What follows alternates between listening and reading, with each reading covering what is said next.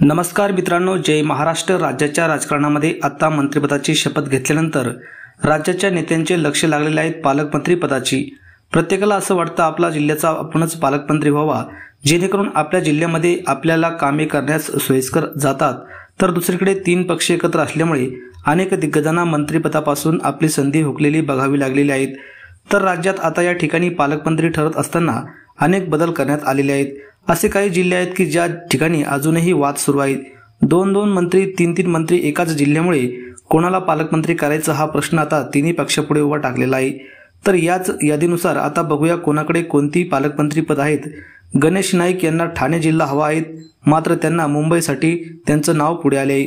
मंगलप्रभात लोढा या ठिकाणी मुंबई उपनगर, एकनाथ शिंदे ठाणे जिल्हा पालघर, प्रताप सरनाईक रायगड, भरतसेठ गोगावले, आदिती तटकरे आणि भरतसेठ गोगावले यांच्यामध्ये कोडवार आहेत। रत्नागिरीसाठी उदय सामंत, सिंधुदुर्ग नितेश राणे, जालना अतुल सावे, सातारा जिल्ह्यासाठी शिवेंद्रराजे भोसले यांचं नाव आघाडीवर आहे।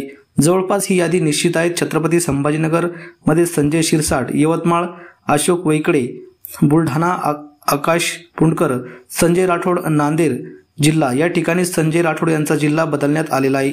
माधुरी मिसाळ हिंगोली, नाशिकसाठी माणिकराव कोकाटे, नंदुरबार जयकुमार रावल, धुळे जिल्ह्यासाठी जयकुमार रावल यांचेच नाव सध्या चर्चेत आहे। दोनपैकी कोणता जिल्हा मिळू शकतो? जळगाव जिल्ह्यासाठी गुलाबराव पाटील, नगर जिल्ह्यासाठी राधाकृष्ण विखे पाटील, चंद्रपूर चंद्रशेखर बावनकुळे या ठिकाणी गुलाबराव पाटील, महाजन आणि गुलाबराव पाटील जळगाव जिल्ह्याचे पालकमंत्री होणार। भरतसेठ गोगावले आणि आदिती तटकरे धुळे आणि नंदुरबारचाही विषय ऐरणीवर आहे। आपल्याला याच बरोबर ती बघायची आहे की धनंजय मुंडे यांचा आता पत्ता कट होताना दिसत आहे। पालकमंत्रीपदी त्यांना या ठिकाणी संधी मिळताना दिसत नाहीत। पंकजा मुंडे यांना मात्र ही संधी मिळत आहे।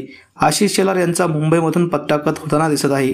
आपल्याला या पालकमंत्री पदावरून काय वाटतं कमेंट करा आणि छगन भुजबळ यांनाही धक्का बसलेला आहे।